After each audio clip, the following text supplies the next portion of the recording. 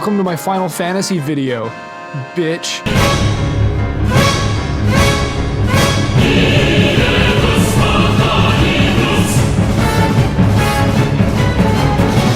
You're over, Sora.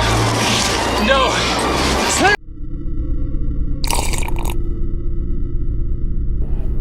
In case you don't know, Final Fantasy is a JRPG series created by Square Enix that's been going strong since 1987. And aside from some questionable design choices along the way, it's gotta be one of my favorite series of all time. Each game tells a completely new story that takes you through its own self-contained world with unique characters and events. In one game, you could play as a morbidly depressed high school student with a gun sword, and in the next, you could play as a Caribbean twink voiced by Johnny Test. Maybe even go on a leather-clad road trip with the boys. I'd recommend giving the series a try if you're a fan of JRPGs and just haven't played it yet. But with 15 mainline games, an ass-load of spin-offs, sequels, movies, and light novels, trying to figure out how to get into the series is a nightmare. It's not as simple as starting with the first one released, or even going with the critically acclaimed entries. Somebody's gotta make a video explaining what each game has to offer, so that interested people can choose a game to start with. But who in their right mind would do such a thing? Hello, YouTube! Note that you could theoretically start anywhere, as each game is completely different. The only things they have in common are those yellow birds, characters named Sid for some reason, and certain songs. So with that out of the way, get comfy, pour yourself a nice glass of milk, because we're going all in.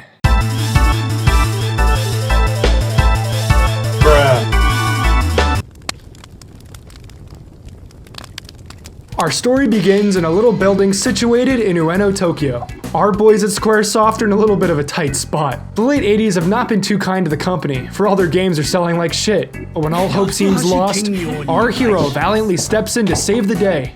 Hey guys. Get out of my office. Can't you see I'm busy here? Sir, can I make a video game now? Again with that. Hey guys, get a load of this D&D, bitch. No, I'm serious. That video game Dragon Quest did really well, so why can't I make a role-playing game too? Okay boy, I'll give you one chance. But this better sell 1.3 million copies worldwide. And so, Final Fantasy was released on the NES and Famicom and spawned a legacy of Grease, fat chickens, and sad anime boys. But this is before all that.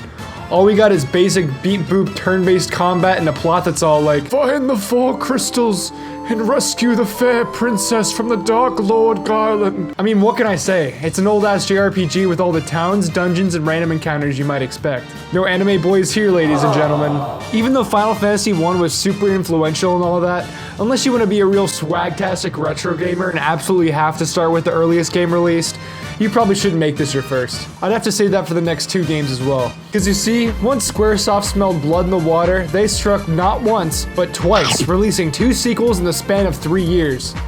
FF2 is generally seen as a step down due to its bizarre leveling systems, but it did take the series in a more cinematic and story-driven direction, along with creating franchise staples like the aforementioned chickens and boys named Sid. 3 is probably the most polished out of all of them and is generally pretty well liked. Out of the mainline single-player games, I have the least to say about the first 3. You could probably skip these and come back to them later if you really wanted to. Final Fantasies 1 and 2 were re-released on the original PlayStation in the Final Fantasy Origins collection. They have updated graphics in these new ugly CGI cutscenes. This is where I tried these games out. 3 was also remade for the DS if you want to hit that up. It's probably a way better game. You can definitely see them getting onto something here. But like I said, this is really before the series became interesting.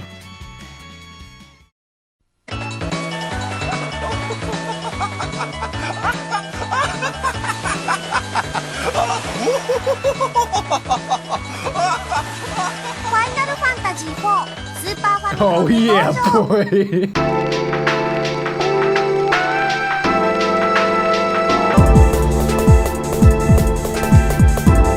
1990 sure was a wacky time. Am I right, gamers?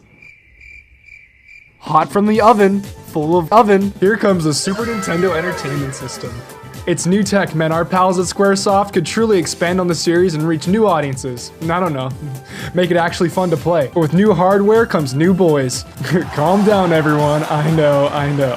That magnificent son of a bitch in the white button-up is Hiroyuki Ito, who was formerly a sound designer for Final Fantasy III, but ended up having a big part in the rest of the series by creating the ATB system.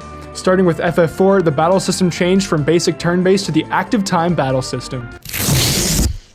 Now, characters would attack based on time, instead of waiting for a turn. Every encounter feels like a ticking time bomb that you need to defuse before your boys get pounded. This makes for some pretty ass-clenching boss encounters. This is a system they kept for the next 6 games. Good for you, big guy.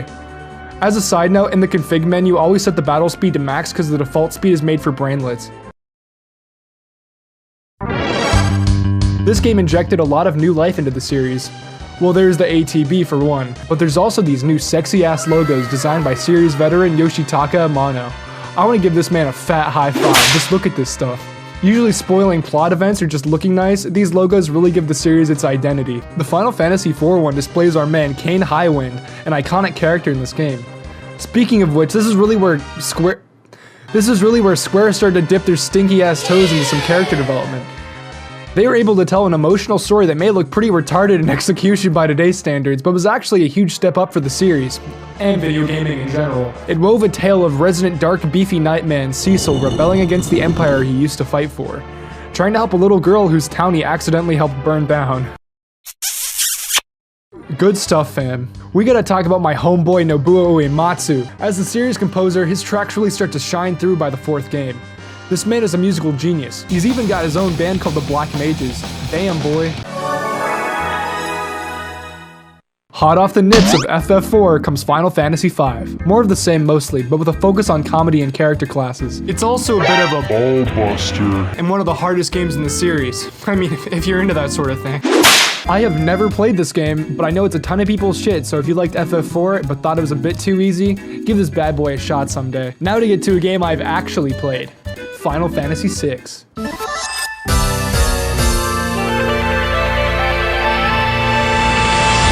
Being heralded as one of the best games in the series, I'm gonna tell you straight up that FF6 is a great starting point. It's the directorial debut of local cool guy Yoshinori Kitase, a man who drives some of the best games in the series, and my personal hero. The story of Final Fantasy VI takes place 1,000 years after a war that completely wiped out all magic and destroyed civilization. Over time, though, it was rebuilt with steam power and machines. One of the last magic users on the planet, Tara Branford, joins a radical group to stop an evil empire and this clown man Kefka from becoming a god. Along the way, they crash a stage play, suplex a ghost train, and witness the apocalypse. Needless to say, the tone and steampunk aesthetic of 6 is a massive departure from the boring-ass high fantasy settings of the past games. It's not that I hate the first 5, it's just the creativity and variety of the later games is what I'm a fan of. FF6 has the best music, gameplay, and story thus far. Not to mention it has a whopping 14 playable characters with their own backstory, development, and gameplay style. It's also extremely cinematic for a sprite-based game, so if you're worried about the storytelling being really basic, have no fear, my honeysuckle junior. But after flexing on us for 7 years at this point, Square had their thirsty little sights set on the 3rd dimension. The Nintendo 64 was just on the horizon, and our boys had huge cinematic ideas for the next-gen Final Fantasy. But with the N64 lacking in storage capacity due to those little pussy-ass cartridges, Square knew they would have to go rogue to create their next game.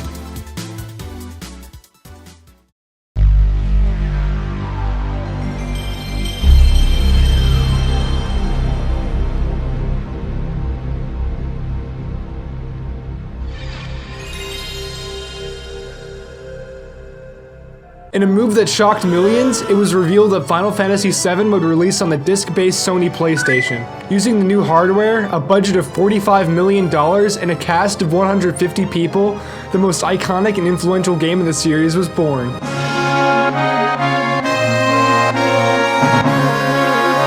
Why don't you just punch your teeth for Jesus Christ? That atmosphere, that boy, those discs. We've made it, y'all. Final Fantasy VII. Before continuing, this was the first game I played in the series. Be me, a young middle schooler, covered in acne and grease. I wiped the slime off my laptop screen to see FF7, One Winged Angel by Cloud183 in my YouTube recommendations. I didn't know much about the actual game except boy with big sword and pretty silver lady. I click it and hear. It's diabolical. It's lemon scented. Thoroughly lubed up with curiosity, my virginity-looking ass downloaded a ROM and gave it a try, later picking up a physical copy of it along with FF10. That's where I can pinpoint my life going downhill. Final Fantasy VII adopts a new style from up-and-coming Dark Lord Tetsuya Nomura, the main character designer of most of the games onward. I rip on this guy a lot, but his art has this really unique charm to it. Sure, it looks ridiculous at points, but I vibe with it nonetheless. The game starts in this massive, dingy-ass cyberpunk city of Midgar, created by the Shinra Electric Power Company. On top of having a tight grip on most of the world's territories, their very energy source is sucking the life out of the planet itself. Midgar has 2 floors. There's the upper plate, a technologically advanced city where all the wealthy live, and the slums, a city created solely from garbage and shit lying around that is 300 meters below. You begin as Cloud Strife, a mercenary for hire working for the most attractive eco-terrorist group of all time, Avalanche. Led by Dad of the Year Barrett Wallace, along with Waifu of the Year and Cloud's childhood friend Tifa Lockhart. As the story goes on, shit hits the fan, they gotta kill this dude named Sephiroth, and a ton of hijinks ensue as they meet new allies and run from Shinra across the entire planet. It's a very eventful adventure is what I'm getting at. And it honestly surprised me how this game made me care about characters who looked like this. And yeah, I know, this game's character models are really ugly, but honestly they grow on you. For what they are, they're really expressive and have their own charm to them. The backgrounds, for the first time in the series, are pre-rendered. And besides some in-game compression, they look great and hold a ton of detail. Midgar in particular looks so grimy and stinky, yet hopeful almost. This game, despite its age, has some of the densest atmosphere I've ever felt in the game. Just look at that atmosphere. That being said, just because this was the game I started with and that I like it, that doesn't mean that it's the best starting place for everybody. This game is great, but just really stupid from time to time. And I think I just have a higher bullshit tolerance than most people. If you end up liking it, there's a movie that takes place after the game, a prequel game on the PSP, a side game about Vincent Valentine where he shoots people, and so much more. I mean, only one of those things is actually all that good, but I feel like it was important to point out. Cloud and his team end up going after a superhuman named Sephiroth. This is a good time to bring up the remake that just came out. First of all, the game only covers the Midgar arc, a part that was maybe only 6 hours in the original. They do expand upon it to be around 40, with more parts on the way, eventually, hopefully. I don't want to get into too much here, but this is probably the most solid Final Fantasy game in like 15 years. The combat's amazing, the visuals and music are both eye nut and ear nut respectively, and they completely nailed down the characters. But the ending is so utterly baffling to both old and new players that finishing it might just leave you more confused and scared than anything. Aside from that and kinda ruining Sephiroth's build up, I could totally see you starting with the remake, then going back to play the original FF7 to see how the story continues. I will say that the Midgar arc will seem kinda pathetic by comparison this way, but keep in mind it was just supposed to be a piece in a much larger whole originally. But yeah, good game.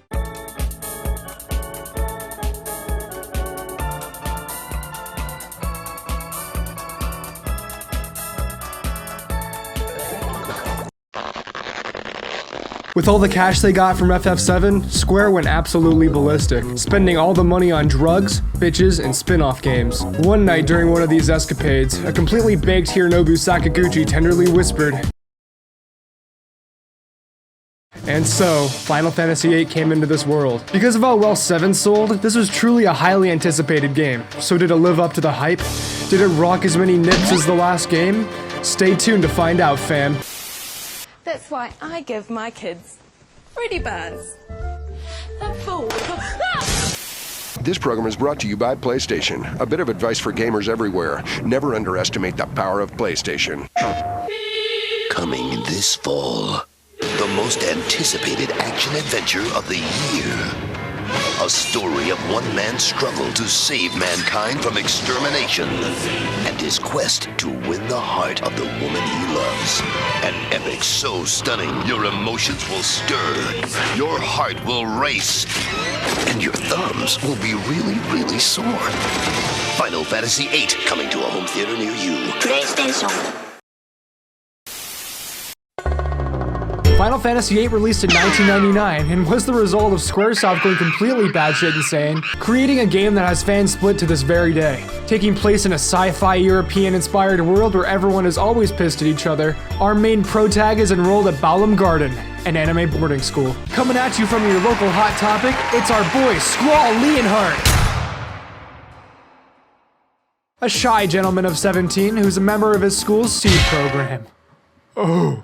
a local military force that conducts missions all over the world, from monster hunting to undercover assassinations. When the game begins, Squall graduates into Seed and is sent to help a resistance group in another nation with a couple of his fellow students. From there, the story goes off the deep end for around 45 hours. Join Squall and the gang on a wild journey to save the world from an evil sorceress, where he struggles to talk to kids his own age, kill a zombie president on a train, go to space, and maybe actually be dead the whole time, I don't know. While Final Fantasy VIII has a pretty mixed reception now, with a lot of fans hating its overcomplicated big brain systems and sad boy main character, I actually kind of like it for the most part. The world is really cool, the Nobuo goes hard, and the gameplay systems, even as broken as they can be, are actually kind of lit. But because of how out there those systems are, and how crackhead the plot is at times, I would have a hard time recommending it for your first game. But hey, if you dig all that stuff and don't mind a little jank, they released a remaster a little while ago that updates textures so the game looks a little less ugly. But just a little over a year later, Square is already preparing to strike.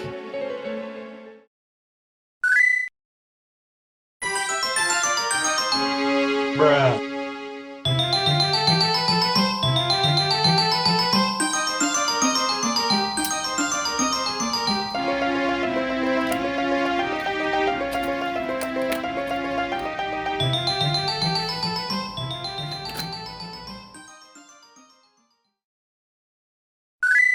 Limp dicking its way onto stores' shelves comes Final Fantasy IX, the last mainline game on the PlayStation. With that PS2 on its way to wreck everyone's shit, Sakaguchi knew that he had to create something to celebrate the series as a whole. For FF9, they brought back the traditional fantasy settings from the first 5 games, but with the new technology and storytelling of that Sony PlayStation. Not only is this a fan favorite, it's also Sakaguchi's favorite game in the series. Hey, I'm here with Hironobu Sakaguchi-san, the creator of Final Fantasy, and he has something very important to say. I like 9, of course. The game opens with Zidane Tribal, the series' best pro tag, and his Thieves Guild Tantalus discussing a plan to boot gang the Princess of Alexandria, a girl named Garnet Tilexandros the 17th. They pose as a theater troupe while Zidane sneaks off to find her. They bump into each other, where she begs to be taken away from the castle for some reason. At the same time, a high-ranking knight named Steiner is also looking for the princess. And then there's also this cutie named Vivi who's just trying to watch the show. But basically, Zidane, Garnet, Steiner, and Best Boy are all forced together and barely escape Alexandria. Garnet reveals that her mother has been acting kinda Hitlery and they should probably do something about it. What ensues is an emotional adventure where the characters get tangled up in a war between nations, alien Nazis, and a big ass tree. The story is entertaining and straightforward, and it has one of the best casts in the series in my opinion. It's Persona 4 levels of good, bro. Each of your party members go through a massive character arc that lasts till the end of the game, keeping everyone interesting. Also, Zidane is my boy. Probably as a response to people calling Squall a pussy, which is like, yeah. They made Zidane this cheeky, womanizing, charismatic dude, bro. As you can no doubt see, the character design isn't done by Nomura, but by these two homies, Hideo Minaba and Toshiyuki Idahana. While some people think the character designs are ugly with how big their heads are and how different they all look from each other, I think they all look kinda charming and unique, which definitely helps set it apart from the rest of the series and its twinkage. I mean, aside from Red Pube Man over here. This one's for my bitch mom! You should never have taken away my Xbox! I can't control the beast inside!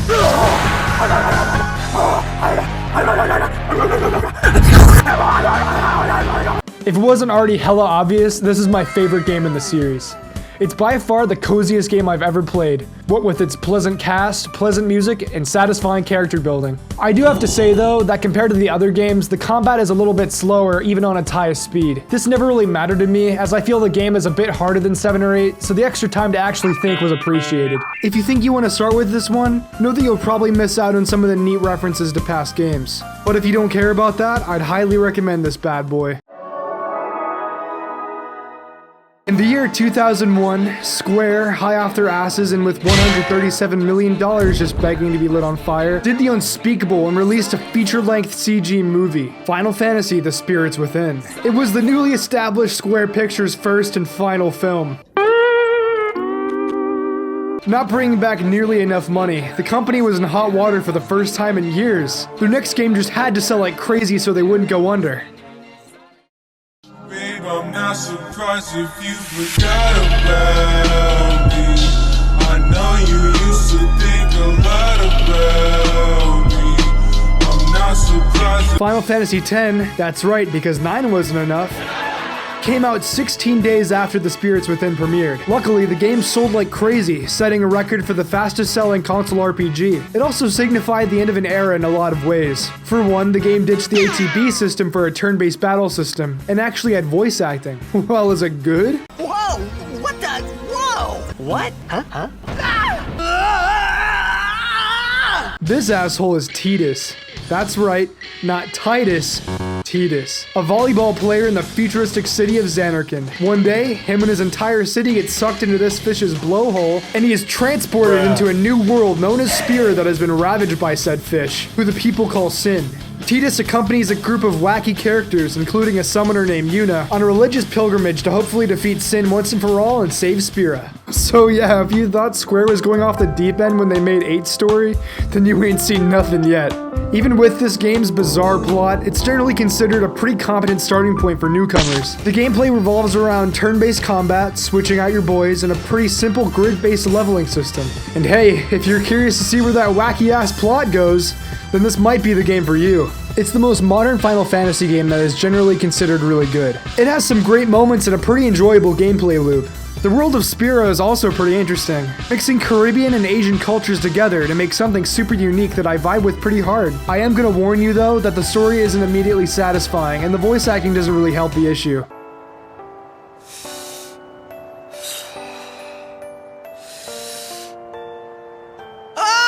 But if you can push past whatever that is, this is one of the best ways to get into this series. FF10 also has a direct sequel where Yuna becomes an idol singer or something, I don't know.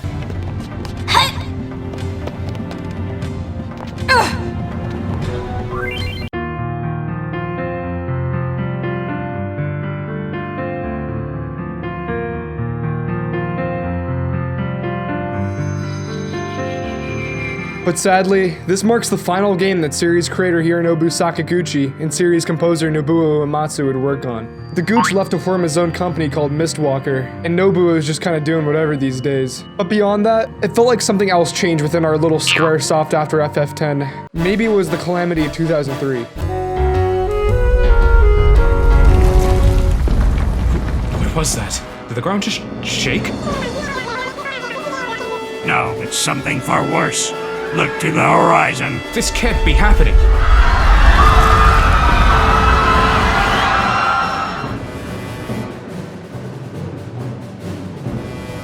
So yeah, after that whole ordeal happened, it's not hard to see a bit of a shift in the quality of the mainline Final Fantasy games. Whether if it's because of the Square Enix merger or not, for the purposes of answering the very question I posed with this video, and well, my sanity, I feel like it's important to say straight up that the next 5 mainline games aren't really great places to jump into the series. That doesn't necessarily mean they're not good games, it's just the general consensus online is that the games made after Sakaguchi left are just a little bit too eccentric. You think you're a king, but you're a coward. Shut up! Don't do this! I get it, alright? I get it! I'll talk about them real quick anyways though, because I feel like they're worth playing at some point. Aside from the 2 MMOs, 11 and 14, which are actually amazing apparently, the rest of the games are just a mixed bag. 12 is a great game that just feels like it lost its direction somewhere along the way. Because it literally did. The director was hospitalized because of how much stress the game was causing him. I hope it was worth it, you guys. And then there's 13. It's probably the most hated game in the series, like no cap. Like dead ass. I could find certain things to really like about it though. The combat isn't as bad as everyone says, and of course the visuals and music slap nut real hard. Even so, the entire game is basically a hallway where you fight battle after battle with convoluted cutscenes sprinkled in. I've tried to pick up this game again and again, but it's just too much of a slog. I feel basically the same way about 15. I dig the boy band road trip vibes and all that, but this game is just kind of style over substance. The battle system looks amazing, but all you're doing is like holding down circle or maybe square. Also, the main campaign was so bad at launch that actual parts of the story needed to be patched in over time. I could probably make a whole ass video on these games alone if you guys wanted me to. But long story short, they really lack the spirit that the first 10 games had. All the things I spurged about the past 20 minutes that the series does right just aren't here. Instead, we got this shit. Going to getting his ass kicked. FF14 is still high-key a great game from what I hear, and 12 is still getting some love through that Zodiac remaster. The last 5 games haven't been all bad, hell, 13 even got a trilogy with one game I really like, but just steer clear of these until you go nut deep in the rest of the series.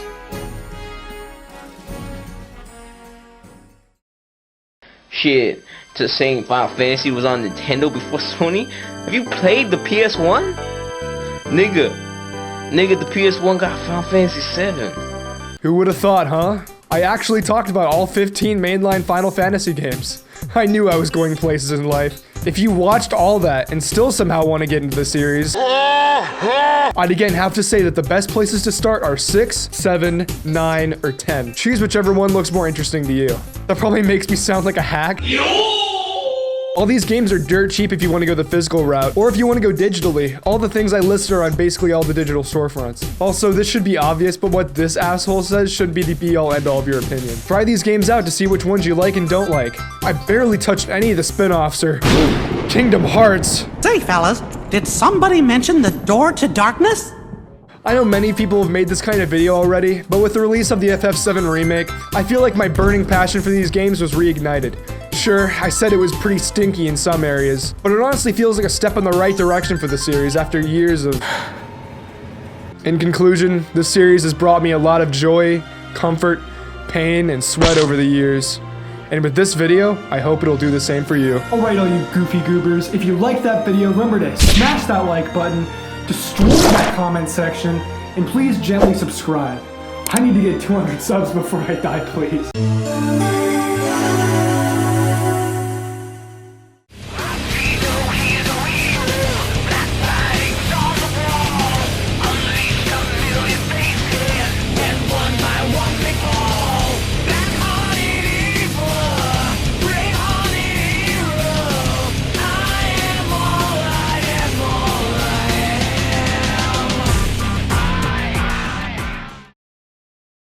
Tifa, I'm coming for you!